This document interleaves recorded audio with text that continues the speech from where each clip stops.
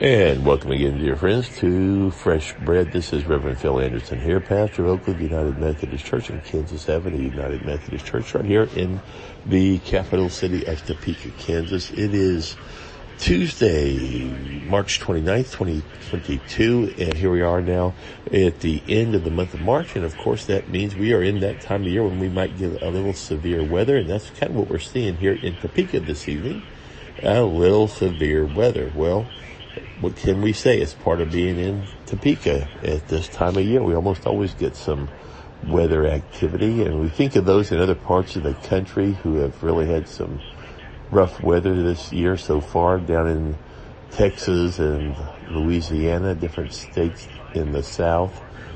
And we know very well that it's no fun to go through difficult weather. You know, if nothing else, it's just inconvenient to have the power out, which happens a lot of times in these storms. And the other issue, of course, is that there can be a lot of damage with these storms. And so we pray that this will not be a severe storm here in Topeka this evening on Tuesday night.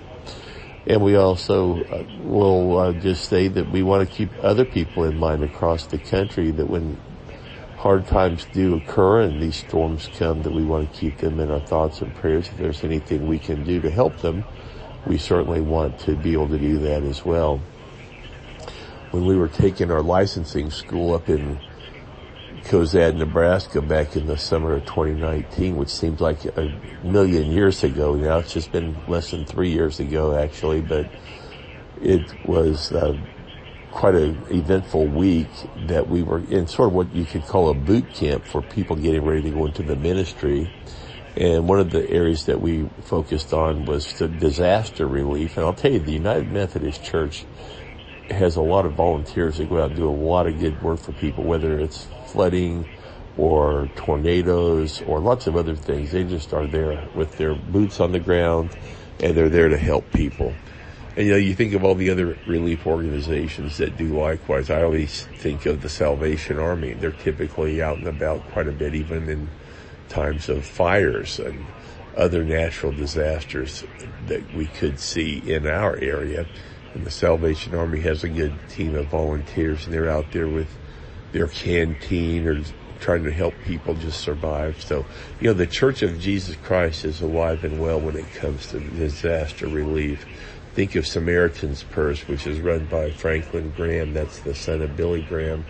And they're everywhere. They're over in Ukraine right now. They may be over in Haiti. They may be all over the place. And a well-organized relief agency.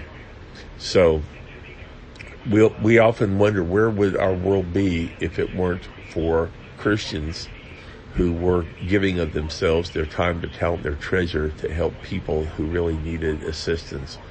And we don't say that to pat ourselves on the back, but it's just kind of taking that step back and knowing that God really does use people to accomplish His purpose, and that is when we share our care and our concern in real practical ways with people during difficult times. So I don't know if you've had a chance to do that, but if you have, maybe you've done it just to your neighbors next door. You don't always have to go through an organization.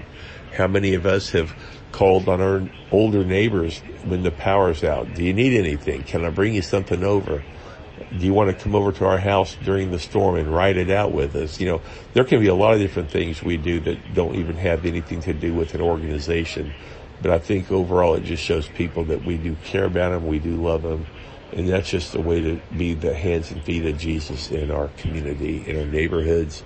And we can always show and share the love of Christ with others.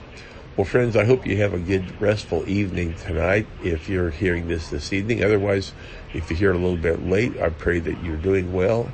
And we'll be back tomorrow for another edition of Fresh Bread on Wednesday, March 30th, 2022, God willing. Until then, have a great night. God bless you, and we'll hope to talk to you tomorrow.